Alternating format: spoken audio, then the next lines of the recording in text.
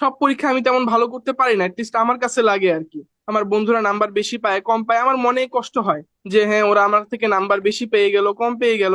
তো আসলে আমি চিন্তা করলাম যে এই ভুলটার ফলে আমি কি কি শিখছি। আমি যে হোঁচট খাইলাম, এই হোঁচটটা খাওয়ার ফলে আমি আমার জীবনে কি শিখলাম, আমার জীবনে এই হোঁচটটা কেন আসলো। যখন আমি চিন্তা করি তখনই স্যার আমি অনেক কিছু বুঝতে পারি যে আমার কোন জায়গায় ল্যাকিং ছিল, কোন জায়গাটা আমার উইক পয়েন্ট, আমার দুর্বল জায়গাটা কোন জায়গায়।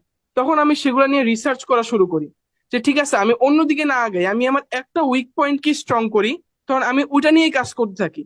তখন ওটা নিয়ে কাজ করতে করতে আমি এক সময় আমার ওই জিনিসটা ঝালাই হয়ে যায় সম্পূর্ণভাবে। আর আমি নিজেকে আরো কনফিডেন্ট রূপে প্রকাশ করতে পারি সবার সামনে। এটাই আর কি স্যার আমি মূলত ফলো করি আর কি। আমি যেটা বলার চেষ্টা করতেছিলাম যে স্যার আমাদের জীবনে হার জিত আসবেই। এখন যেটা আমাদেরকে করতে হবে, we have to accept our defeats, because if we are able to do so, then will be able to become or we'll be able to reveal our best versions to the world. And if we are able to do so, I think, in my opinion, we're going to be the best versions or even the best citizens of this whole world or of our country. And if we're able to be that, then I think we're going to be able to contribute ourselves to the development of our country as well as the world. We'll be able to contribute something meaningful. We will be able to do something great with our lives. And I think that will be one of the most greatest achievements that we'll ever get in this little world or in this short life. At least that's what I think. Sir আমি কতটা করতে পারতেছি কতটা করতে পারতেছি না এটা আমি এখনো ক্লিয়ারলি বলতে পারতেছি না। কিন্তু আমি যতটুকু বলতে পারতেছি এখন যে আমি চেষ্টা করতে পারতেছি, আমি নিজেকে টেস্ট করতে পারতেছি, আমি আমার নিজের নার্ভটাকে বুঝতে পারতেছি। কারণ আমি আমার ভুল থেকে শিক্ষা নিতেছি। কারণ আমার যেটা এখন লক্ষ্য যে আমি আমার যত ভুল আমি বের করতে পারি আমি বের করব। বের করার পরে সে ভুলগুলোকে আমি কিভাবে আমার পাওয়ারফুল পয়েন্ট স্ট্রেংথে রূপান্তর করতে পারি, আমি সেটা কিভাবে করা যায় সেটা নিয়ে চিন্তা করতে চাই। আর আমি যদি এটা করতে পারি তাইলেই লাগে আমি আগাতে পারবো। কারণ কোনো প্ল্যান ছাড়া যদি আমি আগানোর চেষ্টা করি, কোনো ডিসিশন ছাড়া আমি আগানোর চেষ্টা করি, তাহলে আমার সেই আগানোটা কোনো সময় সফল হবে না। অনেকেই স্যার এভাবে গেছে, আমার বন্ধু বান্ধব অনেকেই ফার্স্ট সেকেন্ড হয়েছে কোনো প্ল্যান ছাড়া টিচারের কাছে পরে যেমনি হোক, কিন্তু তারা আলটিমেটলি সাকসেসফুল হইতে পারে নাই। এটা আমি জানি, ওরা এটা তারাও জানে, এবং তারা এটা মাঝে মনের মধ্যে বলে ফিল করে বলেই তাদের মধ্যে কিছু ল্যাকিংস আছে। এই জন্য তারা ফ্রিলি কথা বলতে পারে না, ফ্রিলি তাদের যে মনের ভাবটা ফিলিংস, তাদের থটস গুলো তারা এক্সপ্রেস করতে পারে না। এটাই কারণ যে তারা আলটিমেটলি স্যার তারা স্বাধীন না, তারা স্বাধীনভাবে চিন্তা করতে পারে না। এটাই হচ্ছে মূল কারণ। যেমন যদি স্যার আমি একটা এক্সাম্পল দেই, কিছুদিন আগে সমাজে প্রযুক্তি উন্নতি সম্পর্কিত একটা কোশ্চেন লিখতে দিছিল। এটা হচ্ছে সামাজিক পরিবর্তন অধ্যায় থেকে, যে প্রযুক্তি কিভাবে উন্নত হইতেছে, কিভাবে আমাদের দেশে বিদেশে ভূমিকা রাখতেছে। সো আমি দুইটা অধ্যায় সমন্বয়ে আমি কোশ্চেনের আনসারটা লিখছিলাম। কারণ আমি মনে করছিলাম যখন আমি দুইটা অধ্যায়কে সমন্বয় করব তখন জিনিসটা আরো সুন্দর হবে, আর এটা অন্যদের থেকে একটু এক্সেপশনাল হবে, আমার ভিউ পয়েন্টটা, আমার পয়েন্ট অফ ভিউটা। কিন্তু আমার টিচার যেটা করলো এটা উনি এটা ভালো চোখে দেখেনি। উনি বললো যে কেন তুমি দুটো অধ্যায় মিক্স করতে যাবা, তোমাকে তো এই অধ্যায় থেকে কোশ্চেন লিখতে বলছি। মানে কি স্যার, উনি ওয়ান টাইপ অফ আমার স্বাধীনতা কাটতেছে না? উনি কি আমার যে ক্রিটিক্যাল থিঙ্কিং এর যে পাওয়ার এটা লিমিট করে দিতেছে না? হ্যাঁ, এটা আমি বলতে পারতেছি না, আমি টিচারকে সম্মান করতেছি, কিন্তু আলটিমেটলি তো ওনার ব্যাপারে আমার মধ্যে একটা নেগেটিভ ভিউ জেগে গেছে। যে যে কোনো সাবজেক্টের জ্ঞান আমাদের মাথার মধ্যে আছে, কিন্তু আমার মাথার মধ্যেই সেই বিষয়গুলা সাজানো নাই, একটা আনসিকোয়েনাইজড ওয়েতে আছে। তো যখন আমরা কি সিকোয়েনাইজড করতে পারবো তখনই আমি সেগুলোকে আরো ভালো মতো বুঝতে পারবো। কারণ স্যার এখন আপনি যদি একটা, কিভাবে বলতে পারি, কারণ আপনার বাসায় যদি মনে করেন আপনার এই রুমটার মধ্যে বই খাতা এদিকে সেদিকে ছড়াই আছে, তাহলে দেখতে কেমন এটা বিতিকিচ্ছির একটা অবস্থা আসবে না? যে আপনার ইচ্ছে মানে ধরো এই রুমে আসমই না, এই রুম একটা হযবরল অবস্থা। কিন্তু যখন আপনি এই রুমটা সুন্দরভাবে গুছানো থাকবে তখন আপনি উৎসাহিত হবেন, হ্যাঁ আমি এই রুমে থাকি, এই রুমে পড়বো খাবো, বা এরকম একটা ইচ্ছা জাগবে। সো এটাই হচ্ছে ইম্পর্টেন্ট, যে সবগুলো জিনিসকে আপনাকে আপনার মাথার মধ্যে সাজাইতে হবে। এবং টিচার সেই ভূমিকাটাই পালন করে। আর একজন স্টুডেন্টকে সে সাজাইতে চেষ্টা করে, কিন্তু আলটিমেটলি সাজাইতে কিন্তু স্টুডেন্টকেই হয়, কারণ তাকেই মাথার মধ্যে সেটা নিতে হয়। নিয়ে তাকে চিন্তা করতে হয় যে কোন শেলফে কোন পয়েন্টে সে সেই বিষয়গুলোকে সাবজেক্ট গুলাকে রাখবে, এবং সেই অনুযায়ী সে আগায়। একটা স্টুডেন্ট ভালো করার জন্য আমার মতে ভালোর তো কোনো শেষ নাই, হুম। ভালো কিন্তু একটা ইনফিনিটি।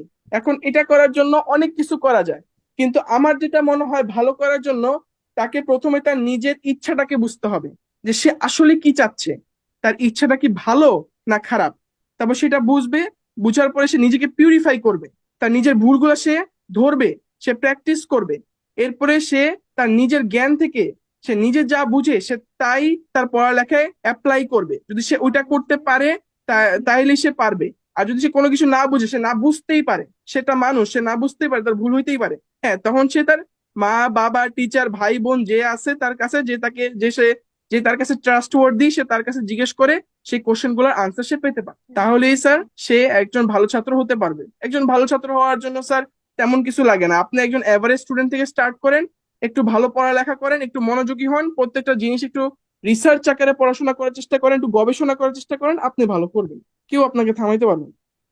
স্যার আপনি বলেন এটা ভালো না খারাপ? কারণ যখনই একটা বাচ্চা 8টা বা 9টা টিচারের কাছে দৌড়ায়, বা যখন একটা টিচারের কাছে যায়, তখন দেখেন আমাদের ব্রেনটা কিন্তু স্যার খুবই একটা সেন্সিটিভ অর্গান। এটা অতিরিক্ত বেশি, এটা যদি লিমিটের বেশি প্রেসার নেয়, হ্যাঁ, এটা লিমিট ব্রেক করতে শিখে, কিন্তু লিমিট ব্রেক করার পাশাপাশি কিছু ডিসঅ্যাডভান্টেজেসও ক্রিয়েট হয়। কিছু ভাবে এটা কিন্তু সেই ব্রেনটাকে এফেক্ট করে। সেই ব্রেনটাকে এফেক্ট হওয়ার কারণে তার যে ক্রিটিক্যাল থিঙ্কিং বা তার যে কনসেন্ট্রেটিং পাওয়ার, ওইটা কমে যায়।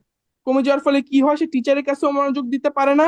সে সে খালি গিলে, সে খালি চায় যে জিনিসগুলাকে তার মধ্যে ঢুকানোর, মানে সে নিজে কিছু তৈরি করতে চায় না। সে টিচার যেটা লিখে দেয় সে ওইটাকেই সে কপি করে তার নিজের মাইন্ডে, সে তার মাইন্ডের কম্পিউটারে ওইটাকেই গেঁথে দেয়, কিন্তু সে নিজে কোনো প্রোগ্রাম তৈরি করতে পারে না। আমাদের মাইন্ডও স্যার কিন্তু একটা কম্পিউটার। কম্পিউটারে দুইটা অপশন থাকে, একটা আপনি চাইলে নিজে একটা প্রোগ্রাম তৈরি করবেন, নাহলে আপনি একটা প্রোগ্রাম কপি করে ওইটাকে পেস্ট করে দিবেন। আমাদের দেশে যেটা প্রচারিত সেটা হচ্ছে যে মূলত যে কোন একটা প্রোগ্রামকে নিয়ে, অর্থাৎ টিচারের মাথার প্রোগ্রামটাকে নিয়ে সেটা আমাদের মাথায় কপি করে দেওয়া। কিন্তু আলটিমেটলি আমরা যে নিজে একটা প্রোগ্রাম তৈরি করব আমাদের মাথার মধ্যে, ওইটা আমাদের কোনো ইচ্ছা নাই, সেটার প্রতি আমরা আগাই না। কারণ আমরা মনে করি যদি আমরা নিজেদের মতো প্রোগ্রাম তৈরি করতে যাই, তাহলে হয়তোবা আমরা আমাদের পরীক্ষায়, বার্ষিক পরীক্ষা বা এসএসসি পরীক্ষায়, এইচএসসি পরীক্ষায় আমরা একটা ভালো রেজাল্ট করতে পারবো না। তো এটাই হচ্ছে বিষয়। তো আমি যেটা মনে করি যে টিচার গার্ডিয়ানদেরকে উচিত যে আরেকটু তাদের বাচ্চাদেরকে বোঝা তারা কি করতে চায়, তাদের বাচ্চার সাথে একটু ভালোভাবে কথা বলা, আমার মতে স্যার একটু ভালো আচরণ করা, তাইলেই তারা এটা ভালোভাবে, তাহলে তারা আর প্রেশার ফিল করবে না। আর স্যার টিচারের বাসায় দৌড়ানো ঠিক না, আলটিমেটলি যেটা আমি বলবো। তাহলে বেশিরভাগই স্যার নাম্বারের জন্যই পড়াশোনা করে। আমার বন্ধুরা তাই করে। তারা কেন, আমার বন্ধুরা, আপনি বলতেছেন 9টা, ওরা অঙ্কের কাছেই পড়ে 3জন স্যারের কাছে। আমি নাম ধরে বলতে পারবো। ওরা একটা ম্যাথের জন্য 3জন স্যারের কাছে পড়ে, বাংলার জন্য পড়ে 2জন, বায়োলজির জন্য পড়ে 2জন, এরকম করে স্যার পড়তেই থাকে। কিন্তু আলটিমেটলি আমি যদি ওদেরকে কোনো একটা কোশ্চেন একটু নতুন ভাবে দেই, ওরা আনসার করতে পারে না। আমি মাঝে মাঝে ওদেরকে আমি কোশ্চেন করি একটু নতুন ভাবে, একটু অন্যভাবে, তখন দেখি তারা আটকায় যায়। আপনি স্যার বায়োলজিতে একটা কোশ্চেন পড়লেন নিউক্লিয়াস সম্পর্কে, আপনি পড়তেছেন, এখন যদি আপনি নিউক্লিয়াসের গুরুত্বই না জানেন, তাহলে তো আপনার আলটিমেটলি পড়া হইলো না। কারণ এই নিউক্লিয়াস জিনিসটা আমাদের মধ্যে অনেক গুরুত্বপূর্ণ কাজ করে থাকে আমাদের বডিতে। সব থেকে বেশি ভূমিকা কিন্তু এই অঙ্গটারই, কোষের মধ্যে। কারণ আপনি যদি সেই অঙ্গটার গুরুত্ব যদি আপনি না বুঝতে পারেন, তাহলে তো আপনার সেই শিক্ষার কোনো দাম নাই। কারণ আপনি যে কোনো জিনিস শিখার আগে আপনাকে বুঝতে হবে সেই শিক্ষার গুরুত্ব কি, আপনার জীবনে সেটা কিভাবে এফেক্ট করবে, ভালোভাবে করবে না খারাপ ভাবে। তখনই স্যার আপনি সে অনুযায়ী আপনার প্ল্যান বা আপনার যে মাইন্ডসেট সেটাকে এক্সিকিউট করতে পারবেন এবং আপনি সাফল্যের দিকে যেতে পারবেন। তারপরে স্যার আরেকটা জিনিস, যে আমাদের যে বাংলা গ্রামার বই, তারপরে ইংলিশের গ্রামার বই বোর্ড থেকে দেওয়া, এগুলি আমি ড্যাম শিওর কেউ ছুঁয়েও না। এই যে স্যার 2 বছর পরে এই ইংলিশ গ্রামার বইটা স্পেশালি কেউ ছুঁয়েও না। কিন্তু স্যার এই গ্রামার বইটা খুবই ভালো। যদি একজন যদি ইংলিশে তার বেসিক জ্ঞানটা জানতে চায়, একটা গ্রামার, একটা বেসিক ফাউন্ডেশন সে ডেভেলপ করতে চায়, তা সে ভেরি ইজিলি বইটা পড়ার মাধ্যমে সে করতে পারবে। কিন্তু কেউ এটাতে সিরিয়াস না, কিন্তু কেউ এটার মধ্যে তারা ইন্টারেস্ট পোষণ করে না। কেন করে না? তারা মনে করে যে এই বইটা পড়লে আলটিমেটলি তারা স্কুলে ভালো করতে পারবে না, এই জন্য তারা কি করে টিচারের কাছে পড়ে, দৌড়ে দৌড়ায়। আর সে টিচারটা হচ্ছে সোহেল স্যার। সোহেল স্যার কি করে, আমি তাদেরকে জিজ্ঞাসা করছি, বলে সোহেল স্যার তেমন কিছু করে না, ওই আর কি, ওই যে ওনার একটা স্পিকার আছে, স্পিকারে একটু কথাবার্তা বলে, আর ওই গতানুগতিক জিনিস নিয়ে আলোচনা করে, টেন্স কয় প্রকার, এটা কয় প্রকার, আর মাস শেষে একটা পরীক্ষা নেয়। ওটা তো স্যার আমি বাসায় বসে দিতে পারবো, যে গাইডের পিছনেই তো স্যার লক্ষ কোটি পরীক্ষা আছে। আর চাইলে সে পরীক্ষাগুলোকে আমি নিজের মতো করে তৈরি করে আবার নতুন পরীক্ষাও দিতে পারবো। বাংলাও স্যার ঠিক একই রকম, যে ভাব সম্প্রসারণ, তারপরে হচ্ছে রচনা সারাংশ। এই যে একজন স্যার কি করে লেখা দেয়, তার কাছে 500 জন স্টুডেন্ট পড়ে, সে 500 জন স্টুডেন্ট সে একটা জিনিসই লেখে, এক টাইপেই লেখে। এমনকি ওই স্যার নিজেও বলে যে তোরা যে আমারটা কপি করতেছস, তোরা তো পরীক্ষা সবজি ধরা খাবি, তোরা তো এই 500 জন তো 500 এই একটাই লিখবো, এটা তারা বলে পর্যন্ত স্যার। স্যার ভালো করার জন্য ফার্স্ট অফ অল নিজেদেরকে পড়তে হবে, সেই পড়ার মধ্যে ক্রিয়েটিভিটি খুঁজতে হবে। পাঠ্য বইটা পড়তে হবে, পাঠ্য বইটা পড়ে তাদেরকে নিজেদের মতো তাদেরকে নিজেদের মতো সাজাইতে হবে, তাদেরকে পাঠ্য বইটাকে নিজেদের মতো সাজাইতে হবে। কারণ পাঠ্য বই কিন্তু সব জিনিস স্যার প্রকৃতপক্ষে সাজানো থাকে না। যখনই সে নিজের মতো সাজাবে, তখনই সে তখনই সে পাঠ্য বইটাকে বুঝতে শিখবে, সে টপিকটাকে বুঝতে শিখবে। আর নিজের মতো করে প্রশ্ন তৈরি করতে হবে। কারণ স্যার আপনি যদি একটা প্রশ্ন তৈরি করতে পারেন, তখনই কিন্তু আপনার উত্তরটা আপনি নিজে নিজে তৈরি করতে পারবেন। এটাই হচ্ছে মেইন, যে ক্রিয়েটিভিটিটা লাগবে। আর কিছু এক্সট্রা কারিকুলার অ্যাক্টিভিটিস এর সাথে যদি সে আরো অ্যাড থাকে, তাহলে তার এটা একাডেমিক ওয়েতে এটা আরো বেশি এফেক্ট হবে।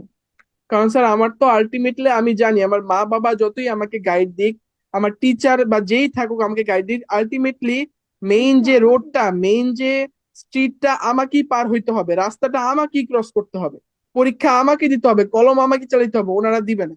যতই তো ওনারা পাশে থাকুক, আমি বলি যে হ্যাঁ, ওনারা আমাকে সাপোর্ট করে, অনেক সাপোর্ট করে, কিন্তু আসলে ছয়টা আমাকেই মারতে হয়। আউট হওয়ার ভয় স্যার, আউটটা হওয়ার ভয় আমারই, যে আমি যদি আউট হয়ে যাই আমি কিভাবে জিতবো ম্যাচ। ওনাদের ভয় না। যে আমার প্যারেন্টস আর most encouraging. They try to encourage me always, in all extents, all the things that I love to do. And they also give me freedom to do anything that I want. আমি একটা mission নিছি যে আমি আমার school life আমি কোনো টিচারের কাছে যাব না। কলেজ লাইফ পরের হিসাব, আগে কলেজ লাইফে ঢুকে নেই, কিন্তু স্কুল লাইফে আমি কোন টিচারের কাছে পড়তেছি না। যেসব টিচার আমার কাছে যেসব টিচার কোয়ালিফাইড লাগে না, স্যার আপনার নন কোয়ালিফাইড হওয়ার জন্য আমি অনেক টেস্ট করছি, আমি আপনাকে অনেকভাবে কোশ্চেন করছি, আমি আপনার পার্সোনালিটি অনেকবার চেক করছি ওই ডে ওয়ান থেকে। আমি আপনাকে অনেকভাবে দেখছি, আমি কম্পেয়ার করছি আমার স্কুলের টিচারদের সাথে আপনাকে।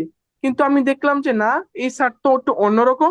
এই স্যারের কথা বলার স্টাইল, বুঝানোর স্টাইল, আপনি সব প্রত্যেকটা জিনিসের ডিপে যান, এটা আমার সব থেকে বেশি ভালো লাগে।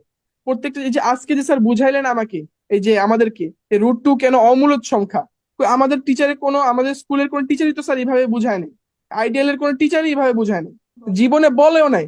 বলছে যে এটা এমনি এমনি করবা, বেশি হইলে এমনি এমনি করবা, কিন্তু কিভাবে করব, যে এই পদ্ধতিগুলো আসলো কিভাবে, আমি কেন এইভাবে করব, আমি কেন এটাকে অন্যভাবে করতে পারবো না, এগুলো নিয়ে এটা কোনো সময় আলোচনা করে না। তার গুরুত্ব মনে করেন যেটা আপনি মনে করেন। এই কারণে আমি মনে করি যে আপনি বাকি 100 টিচার থেকে আপনাকে আলাদা করা যান। এই কারণে আমি আপনাকে পছন্দ করি। আপনার অনেস্টি, স্কিলস, ম্যাথের সব দিক দিয়ে আমি আপনাকে পছন্দ করি sir. I like you very much.